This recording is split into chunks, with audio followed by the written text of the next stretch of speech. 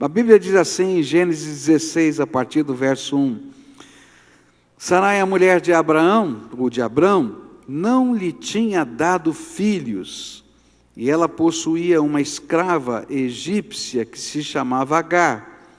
E um dia Sarai disse a Abraão: já que o Senhor Deus não me deixa ter filhos, tenha relações com a minha escrava, talvez assim por meio dela eu possa ter filhos. E Abraão concordou com o plano de Sarai. E assim ela lhe deu Agar para ser sua concubina. Isso aconteceu quando já fazia 10 anos que Abraão estava morando em Canaã. Abraão teve relações com Agar e ela ficou grávida. E quando descobriu que estava grávida, Agar começou a olhar com desprezo para Sarai, a sua dona. Aí Sarai disse a Abraão: por sua culpa, Agar está me desprezando. Eu mesma a entreguei nos seus braços, e agora que sabe que está grávida, ela fica me tratando com desprezo. Que o Senhor Deus julgue quem é culpado, se é você ou se sou eu. E Abraão respondeu: está bem, Agar é sua escrava, você manda nela, faça com ela o que quiser. E aí Sarai começou a maltratá-la tanto que ela fugiu. Mas o anjo do Senhor a encontrou no deserto, perto de uma fonte que fica no caminho de Sur, e perguntou: Agar, escrava de Sarai, de onde você vem e para onde está indo? E estou fugindo da minha dona, respondeu ela. E então o anjo do Senhor deu a seguinte ordem: volte para sua dona e seja obediente a ela em tudo. E o anjo do Senhor disse também: eu farei com que o número dos seus descendentes seja grande, e eles serão tantos que ninguém pode contá-los. Você está grávida e terá um filho, e porá nele o nome de Ismael, pois o Senhor Deus ouviu o seu grito de aflição. Esse filho será como um jumento selvagem, ele lutará contra todos, e todos lutarão contra ele, e ele viverá longe de todos os seus parentes. E então Agar deu ao Senhor este nome, o Deus que vê. Isso porque ele havia falado com ela, e ela havia perguntado a si mesma: será verdade que eu vi aquele que me vê? É por isso que esse poço, que fica entre Cádiz e Bered, é chamado de poço daquele que vive e me vê. Agar deu um filho a Abraão, e ele pôs no menino o nome de Ismael, e Abraão tinha 86 anos quando Ismael nasceu. Que coisa tremenda! Quando eu leio esse texto, eu fico pensando, né, como é que a gente sai de um momento de graça para dias depois cair em alguns buracos que a gente nem podia imaginar que acontecessem na nossa vida. E é exatamente isso que está acontecendo aqui. E é interessante que esse texto ele está dividido em 4 cenas. Você imagina uma peça de teatro, né? E que tem os atos da peça do teatro, as cenas da peça do teatro.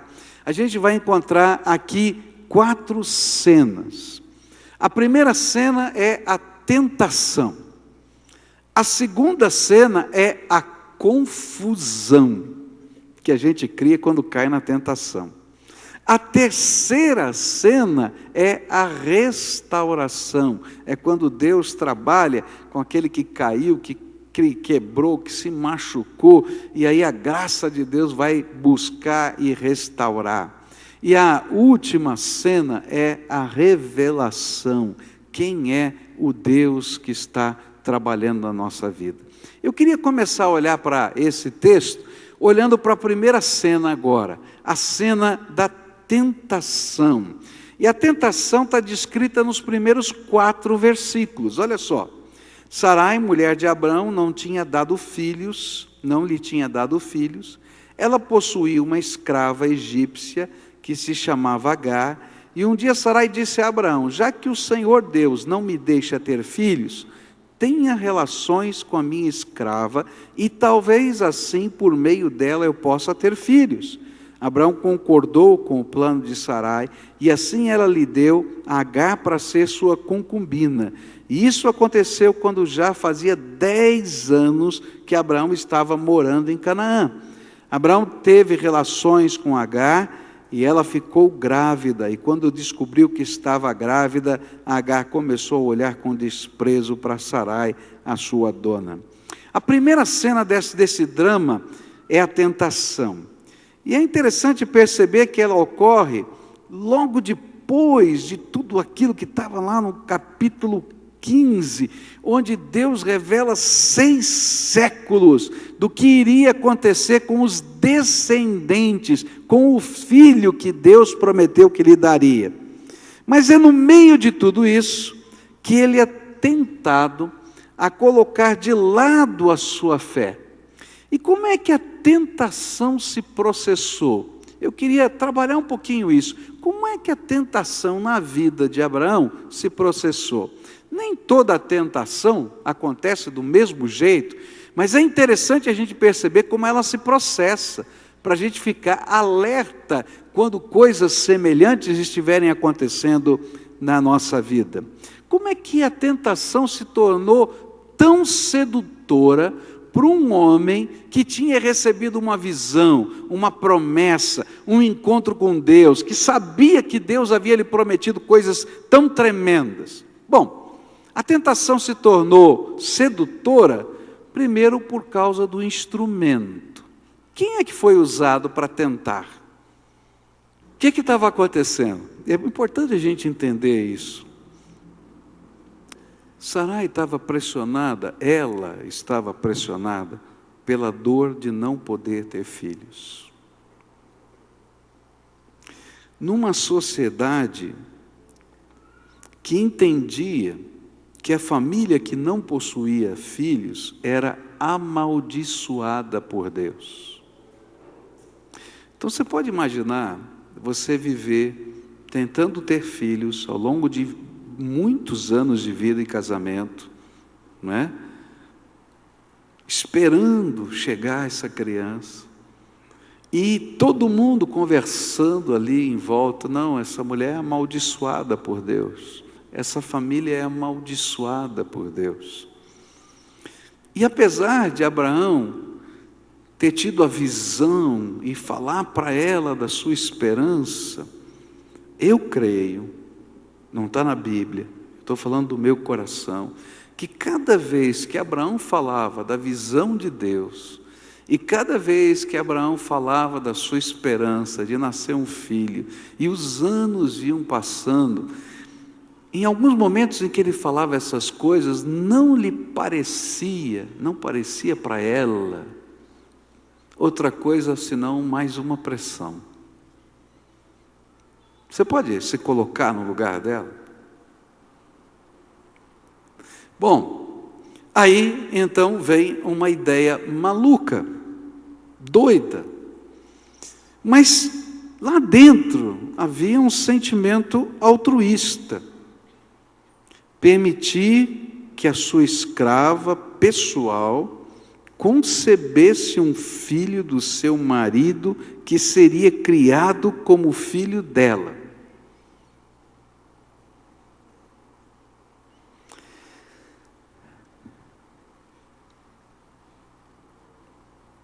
E o fato dela ter sido a mentora da ideia tornou-se uma tentação sedutora, porque do outro lado, tá?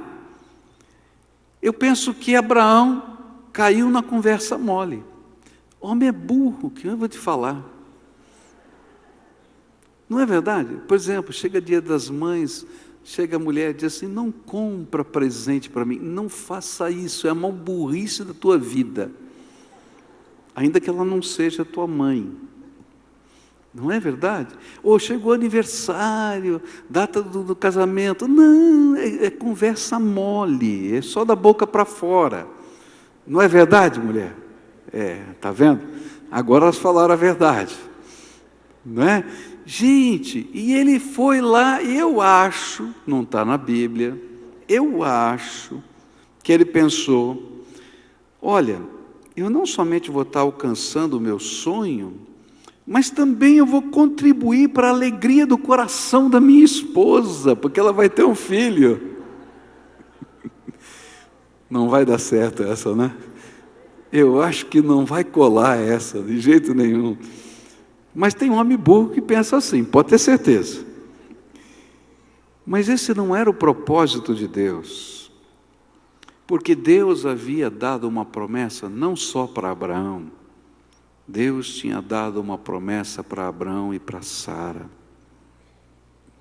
Agora, uma das coisas que eu queria destacar nesse processo da tentação é que a tentação se torna mais forte quando pessoas significativas da nossa vida se tornam instrumentos da tentação.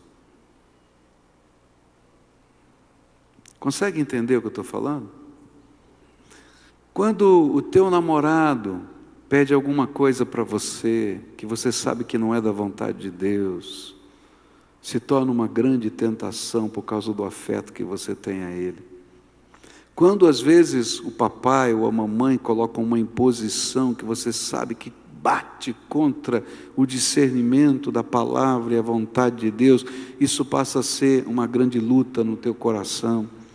Quando há uma cisão dentro da casa e você sabe qual é a vontade de Deus e você toma uma decisão porque foi influenciada pelo seu marido ou pela sua esposa, isso se torna uma grande tentação por causa do peso, do valor, da importância que essas pessoas têm.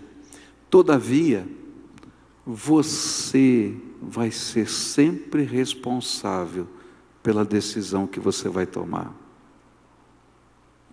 E é interessante que quando a gente estudar a segunda cena, que é a confusão, Sara vai dizer exatamente isso para Abraão. Olha, que Deus julgue entre eu e você para saber quem é o culpado desse negócio. Por quê? Porque Abraão tomou a decisão como sacerdote daquela casa e tomou a decisão errada. Segunda coisa que eu aprendo aqui sobre o processo dessa tentação é que a tentação ela tem instrumentos, mas ela é alimentada dentro da gente. A Bíblia fala que a tentação, ela nasce da nossa concupiscência, ou ela nasce do nosso desejo ardente, e é isso que a Bíblia vai colocar. O alimento dessa tentação era o sonho de Abraão. Na verdade, Abraão queria a qualquer preço um filho.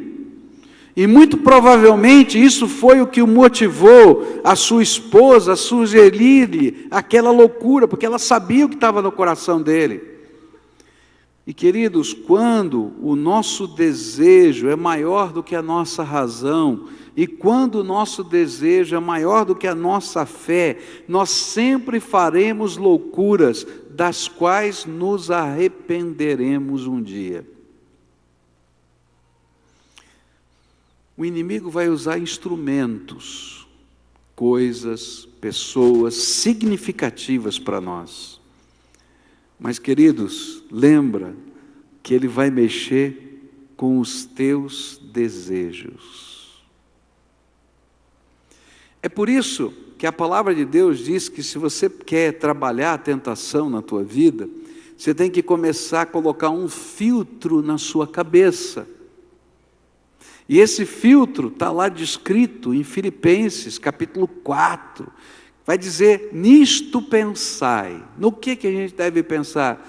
Em tudo que é bom, tudo que é santo, tudo que é puro, tudo que é justo, tudo que é maravilhoso. Por quê? Porque se eu deixar a minha mente ser dominada por desejos e por sonhos que estão diametralmente contrários à vontade de Deus, pode ter certeza que em algum momento o inimigo vai levantar um instrumento para trabalhar esse sonho, esse desejo de maneira destrutiva e negativa na sua vida. Então toma cuidado com o que você alimenta a sua mente, com o que os seus olhos veem, com os lugares que você frequenta, com os anseios que você cultiva na sua alma, porque se você permitir que eles estejam lá, pode ter certeza, instrumentos serão levantados pelo maligno para você se desviar do projeto de Deus. Então, qual foi o alimento que estava lá? Era o sonho de Abraão, ele desejava ardentemente isso. Agora, qual foi a justificativa? Porque isso é uma coisa interessante. Por que será que Abraão entrou nessa conversa mole?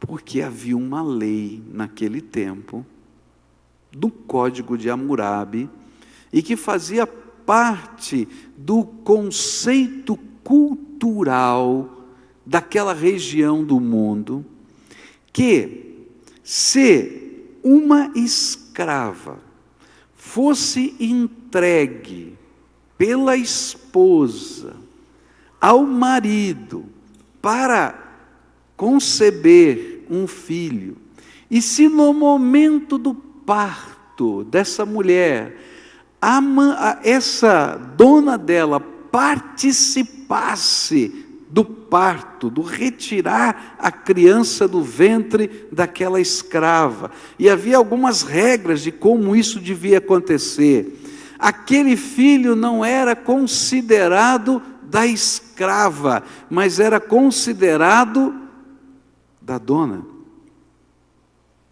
E então qual foi a justificativa para essa tentação? A justificativa era a cultura.